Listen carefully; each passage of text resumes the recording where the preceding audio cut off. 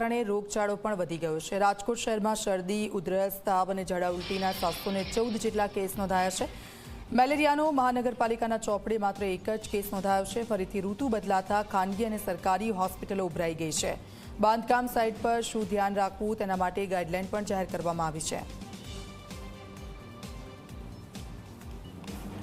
રાજકોટ મહાનગરની વિસ્તારની અંદર જે આરોગ્ય કેન્દ્ર છે ઉપરાંત પીડી પેકેજ ખાતે નોંધાતા IHIVના આંકડા જોવા જઈએ તો એ મુજબ જોવા જઈએ તો ગત સપ્તાહે કન્ફર્મ મેલેરિયાનો એક કેસ જ્યારે ડેન્ગ્યુ ચિકનગુનિયાના કોઈ પણ કન્ફર્મ કેસ નોંધાયેલા નથી। આ ઉપરાંત જોવા જઈએ તો શરદી ઉધરસ તાવના 316 અને તાવના 317 કેસ ઉપરાંત જે છે ઝાડા ઉલટીના 78 અને ટાઇફોઇડના એક ઉપરાંત જે છે એ ઝેરી કમળાનો તાવ જે છે એના 2 કેસ છે એ ગત સપ્તાહે નોંધાયેલા છે।